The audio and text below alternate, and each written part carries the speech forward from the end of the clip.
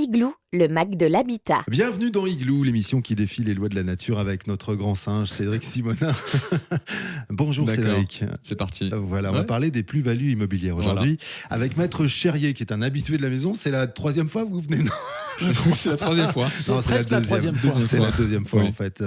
Voilà, et vous êtes toujours notaire à Rosheim. Ça Ça n'a pas n'a par changé. contre pas changé. Vous êtes installé depuis 97. On va parler de ça dans un instant et surtout des plus-values immobilières. Après une info du monde de l'habitat avec Cédric Simonin, on fait un petit tour dans la capitale. On fait un grand tour dans la capitale, puisque je voudrais vous parler de l'immobilier parisien et vous dire tout de suite que pour acheter un 50 mètres carrés à Paris, vous devez gagner plus de 7 000 € par mois. C'est beaucoup.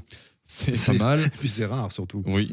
Et en 10 ans, le prix du mètre carré s'est envolé de près de 62%. Il était de 6 020 € le mètre carré en 2009. Aujourd'hui, on flirte avec les 9 000 € du mètre carré à Paris. Dans le même temps, le taux d'emprunt n'a été divisé que entre guillemets par 3. Conséquence, le pouvoir d'achat immobilier à Paris a reculé, passant de 26,7 mètres carrés en moyenne en 2009 à 21,2 mètres carrés aujourd'hui, selon une étude Vous Financez.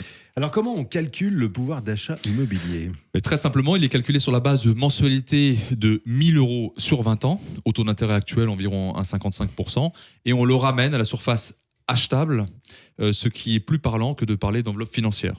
Et vous pensez que ça peut encore monter? Disons que je suis pas médium, mais il y a un adage qui dit que les arbres ne montent pas jusqu'au ciel. En tout cas, j'espère que ça va commencer à se calmer. Aujourd'hui dans Igloo, on parle des plus-values immobilières. Avec vous, Maître Cherrier, vous êtes notaire à Rosheim depuis 97 et dans votre étude, il y a 18 personnes qui travaillent beaucoup, autour du droit de la famille, droit des affaires, de la gestion du patrimoine. C'est une étude pluridisciplinaire. Avec vous, on parle des plus-values immobilières, Cédric. Oui, c'est une question de Valérie de Maïstratzheim qui nous demande comment éviter les mauvaises surprises au niveau des plus-values immobilières. Donc on a voulu traiter ce sujet avec Maître Cherrier, donc sans plus attendre, qu'est-ce qu'une plus-value immobilière et puis comment la calcule-t-on?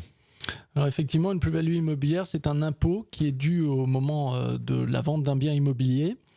C'est un impôt, on verra les détails, je pense, un petit peu plus tard. Et on la calcule par différence entre le prix de revente et le prix d'achat ou le prix de rentrée dans le patrimoine s'il s'agit d'une succession ou d'une donation. Alors comment ça se passe quand on y a fait des travaux? Alors quand on fait des travaux, bien évidemment, ces travaux rentrent en ligne de compte pour le calcul de la plus-value et donc s'ajoutent au prix dit de revient. Mais quand même à une condition, c'est que ces travaux correspondent à des travaux de construction, reconstruction ou d'agrandissement, de menus travaux comme par exemple réfection des sols ou des murs, remise en peinture, ne rentrent pas dans le calcul de la plus-value puisque ce sont des simples travaux d'entretien et non pas de construction. Oui, quand on parle de travaux, on parle de travaux réalisés par des entreprises, hein. Dans le cas de je suis bricoleur et j'ai fait mes travaux moi-même, comment ça se passe? Alors dans le principe, effectivement, les travaux ne sont déductibles que s'il y a des factures et le bricoleur, lui, ne peut pas déduire au même titre que si une entreprise avait participé à la construction.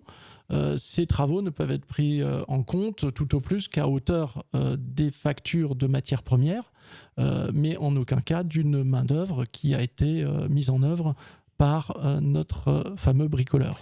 Vous parlez de plus-value immobilière, mais on est bien d'accord, c'est jamais sur une résidence principale. Tout à fait. Il y a une dizaine de motifs d'exonération et notamment la plus connue et la plus courante, c'est de l'exonération au titre de la résidence principale sur laquelle on ne paye effectivement jamais. De plus-value. Très bien. Excellente remarque, Maître Eric. Merci, ouais, j'ai révisé. Bien. Comment on calcule cet impôt? Alors cet impôt est calculé, comme je le disais, par différence entre le prix de vente et les prix de revient. Et sur ce résultat, qu'on nommera l'assiette, il y a un impôt qui est de 36,2% qui est appliqué. Cet impôt est le résultat de deux taux. Au titre de l'impôt sur le revenu, nous avons un taux de 19%. Puis au titre des prélèvements sociaux, nous avons un taux de 17,2%. On parle de durée aussi par rapport à ces deux taux? Alors, l'assiette, effectivement, de ce prélèvement de 36,2 se réduit au fur et à mesure que le temps passe, puisque le législateur a prévu un abattement pour durée de détention. Il y a en fait 2 grandes dates à retenir. Au titre de l'impôt sur le revenu, donc les fameux 19% dont je parlais à l'instant, vous êtes exonéré au bout de 22 ans. Par contre, au titre des prélèvements sociaux, il faut là attendre 30 ans pour être totalement exonéré, ce qui est évidemment très long. Moi, j'ai besoin d'un exemple concret. Par exemple, 200 000 euros à l'achat, on revend quelques années après 220 000 euros. On paye donc un impôt sur les 20 000 euros et à peu près un tiers, quoi. C'est ça, c'est le pourcentage Voilà, exact. Ça correspond à peu près à un tiers, et ce tiers se réduit au fur et à mesure que le temps passe, sachant que, pour résumer, les taux sont progressifs, et donc les premières années, l'assiette se réduit assez faiblement, et les dernières années, l'assiette se réduit plus fortement. C'est-à-dire qu'au bout de 25 ans, là, l'impôt diminue très sensiblement. Très bien. Une remarque, cette durée longue de détention d'un bien immobilier, c'est pas très judicieux, je trouve, parce que ça donne pas beaucoup de fluidité dans le marché immobilier, puisque on aurait tendance, en étant propriétaire, à garder son bien le plus longtemps possible pour payer le moins possible de plus-value. Ouais. Ça bloque un petit peu le marché. J'aurais 2 cas particuliers à traiter, Eric, si on a encore un petit peu le temps. Oui. Le cas d'une sous-évaluation d'un bien pendant une donation.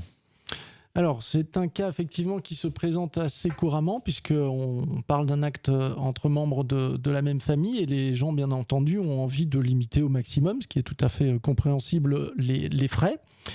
Mais le piège dans ce genre de situation, c'est qu'en sous-évaluant, si on revend quelques années après, et quand je parle de quelques années, je vous rappelle que c'est à peu près 30 ans, c'est quelques années, donc c'est quand même relativement long, ça peut être une vie, eh bien on va payer une plus-value d'autant plus importante que le prix de revient, le prix qui figure dans l'acte de donation, a été sous-évalué.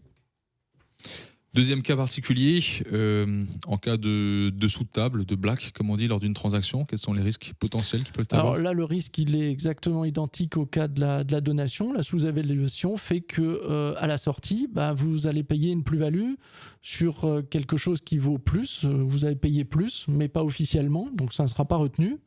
Il faut savoir que le jeu n'en vaut vraiment pas la chandelle, parce que les droits d'enregistrement lors d'un achat correspondent à 5,8% aujourd'hui. La plus-value, on l'a dit tout à l'heure, 36,2. Vous faites le calcul de la différence, vous voyez assez facilement où est votre intérêt. Donc pas de dessous de table. Interdit. Enfin, interdit, c'est déjà évidemment. interdit par la Et puis loi. c'est pas très malin, en fait. C'est interdit et pas du tout judicieux. Très bien. On peut résumer tout ce qu'on s'est dit en 20 secondes, 30 secondes sur les plus-values immobilières, maître. Alors, les plus-values immobilières, c'est un calcul qui est complexe, c'est un impôt qui est lourd. Donc, l'enseignement, en fait, de ce petit échange, c'est que c'est une décision de vendre qui doit être anticipée, et la plus-value doit être calculée pour tenir compte, effectivement, de cet impôt.